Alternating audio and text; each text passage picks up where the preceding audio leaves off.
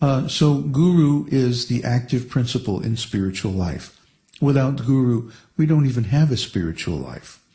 We can read so many books, we can understand different kinds of philosophy and theology, but the actual practical engagement in spiritual life comes through the Guru, through the personality of servitor, who is opening up to us the way and the path that leads to God. This path means engaging practically all of our energy, time, and attention in spiritual activities. Even if we are working at a job, we can offer the results of that job to the community of the spiritual master to build a nice place to have worship of God, festivals, and different other spiritual activities. And this will spiritualize our whole life. We really can't imagine in the beginning the potency of the spiritual master and his association. Let me give you a little example from my own life. I first saw my spiritual master, Srila Prabhupada, in a park in New York City in 1967. I was on my way to a recording session or something or other, and on my way I happened to go by the park, and there was Srila Prabhupada and some of his early disciples chanting the Hare Krishna Maha Mantra and dancing. So they were wearing colorful orange robes, and some of them had their heads shaved, which was really radical back in those days of long hair and beetle haircuts. So I was looking at them and thinking, well, this is far out. I really didn't know what to think. I didn't have any background that would enable me to parse this experience and put it into some category. So I just had to accept it as an inexplicable happening on my way to doing my business. Little did I know that I would spend the rest of my life serving this man and his teaching, serving this mantra and its meaning, serving this movement, and trying to spread it all over the world. But just a few minutes I stood there and watched and listened, and then I went on to my job and didn't really think anything of it. In fact, I totally forgot the experience for a long time.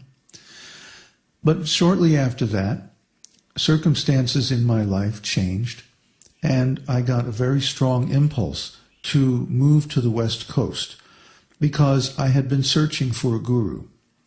And I had been pretty much around the New York spiritual scene and didn't really find anybody who I felt was qualified.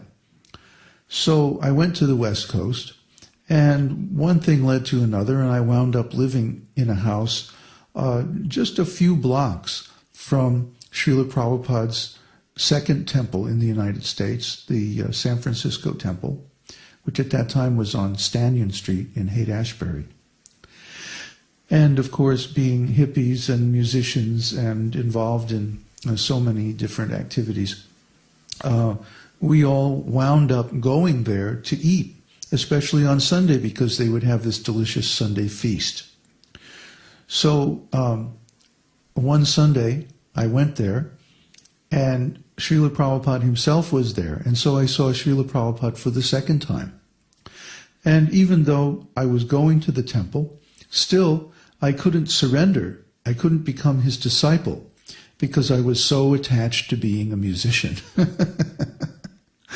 And little did I know that later on I would wind up doing so many recordings and traveling with one of the Hare Krishna road shows, leading kirtans all over the world, especially in India, with many hundreds and even thousands of people chanting the holy name. Little did I know that any of this was to come. I was just going to the Sunday feast because I was hungry. And then I saw this same gentleman, who I didn't really even recognize at that time as being the same person. But I surely remembered the mantra that they were chanting, Hare Krishna, Krishna Krishna, Hare Hare, Hare Ram, Ram Ram, Hare Hare. Oh, well, that's interesting. I've heard this before. And I was reading the books, and I appreciated the books very much because they were so authentic. Srila Prabhupada's books have the original Sanskrit text, the ancient text that's been passed down for thousands of years without any alteration or change. Then it has a Roman transliteration. So even if you don't read Sanskrit, you don't read Devanagari, you can sound out the Sanskrit shlokas and chant them accurately, which is very important because the sound vibration has spiritual potencies. Then it has word-for-word synonyms, giving the Sanskrit and then the English equivalent. And in many cases, Srila Prabhupada has invented wonderful phrases such as the Supreme Personality of Godhead and devotional service and spiritual master and so on, that actually render the meaning of these Sanskrit terms in English for the very first time. So one thing led to another, and after a few years, I remember very clearly I was playing a gig with a really good jazz band. I was the only white guy in the band in Orlando, Florida. And one night I just walked off the stage at 2 o'clock in the morning, closing time, and I go to myself, I can't do this anymore. I'm done with this. I'm going to go join the Hare Krishnas. So this one encounter with my spiritual master over several years, and reading his books and so forth, going to the temple, taking prasadam, which is food offered to Krishna with love and devotion, I became his disciple before I was even aware of it. Actually, he made me his disciple by his spiritual potency, and I didn't even know what was happening. So therefore, when people ask me, well, how do I choose a guru? I say, you don't. You don't choose a guru. Guru chooses you. So when Krishna sees that somebody is serious about spiritual life, he arranges for them to come into contact with his bona fide representative. Because that's what the guru really is. Not that the guru is God. The guru is the representative of God and delivers God's message intact to the disciple.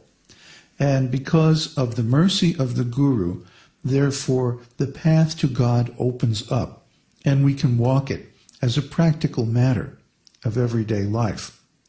Therefore, the service to the guru, the service of the spiritual master, is the most valuable thing that anybody can have in life, because it is by this service that one becomes aware of his eternal spiritual identity.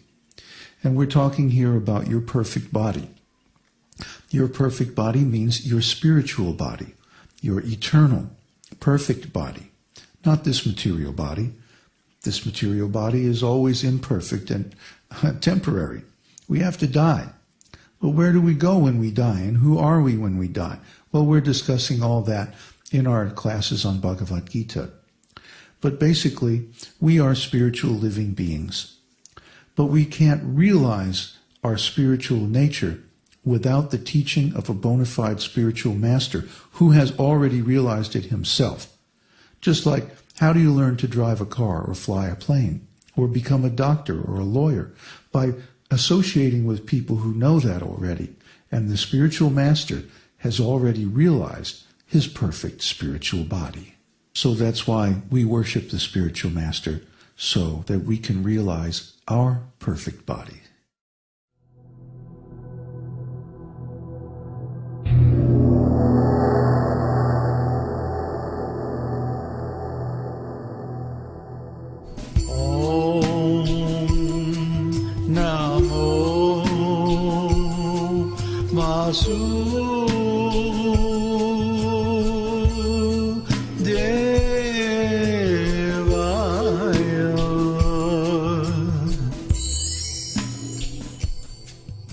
We hope you've enjoyed this edition of Your Perfect Body.